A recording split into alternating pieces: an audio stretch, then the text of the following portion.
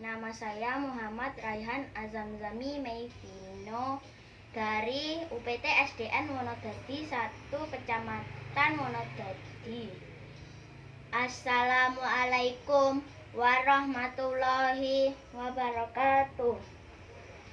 Alhamdulillahirabbil alamin wa bihi nasta'inu ala umuri dunya waddin.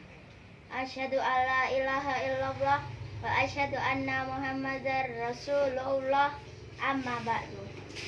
Tiada kata yang pantas diucapkan kecuali memanjatkan puji syukur kehadirat Allah Subhanahu wa Ta'ala yang telah memberi segala rahmat dan taufik hidayahnya kepada kita semua, sehingga kita dapat menikmati anugerah terindahnya berupa kesehatan serta oksigen yang kita hirup tanpa harus membayar sepeser pun.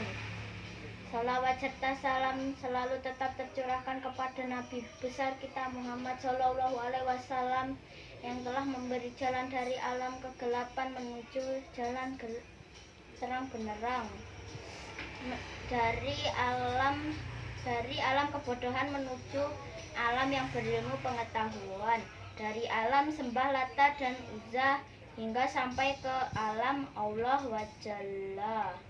Penghormatan saya terhadap kepala sekolah dan guru-guru yang telah mengajari kami tanpa harus mengenal kata lelah. Semoga selalu diberi lindungan dari Allah Subhanahu wa Ta'ala. Dan penghormatan saya kepada Dewan Juri teristimewa yang telah menilai kami seadil-adilnya. Insya Allah pada kesempatan kali ini saya akan menyampaikan topik berkenaan yang bertema adab terhadap orang tua. Hadirin yang terhormat, dalam surat Al-Isra ayat 23 Allah berfirman, wa qadha rabbuka alla ta'budu illa iyyahu wa bil walidaini ihsan. Dan yang artinya, dan hendaklah kamu menyembah jangan selain Dia, dan hendaklah berbuat baik kepada ibu dan bapakmu.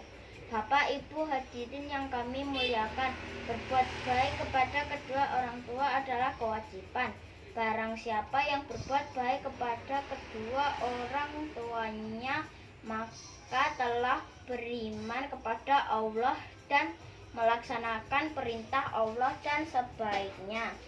Tentu teman-teman telah berbakti kepada kedua orang tuanya dan mendoakan yang tuanya. Kita semua, saya dan teman-teman adalah anak soleh, bukan? Betul, kita adalah anak soleh yang ingin dicintai Allah serta ingin dimasukkan ke surganya, dan bukan anak yang durhaka yang menjadi calon penghuni neraka. Mengapa kita harus berbuat baik kepada kedua orang tua kita? Karena beliau yang telah melahirkan kita, yang telah menyayangi kita hingga saat ini, yang telah menyuapi kita, dan kita harus berbakti kepada mereka berdua.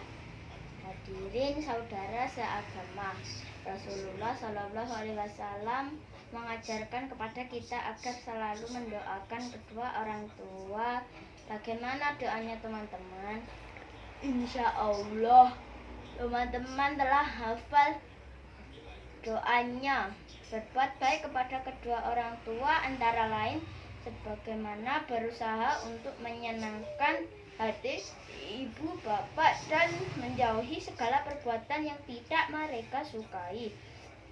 Kemudian mendoakannya agar rahmat dan kasih sayang Allah selalu tercurah kepada mereka, dan sebagaimana doa yang telah diajarkan guru-guru kita. Allahumma ghfirli dunubi wali walidayya warhamhuma kama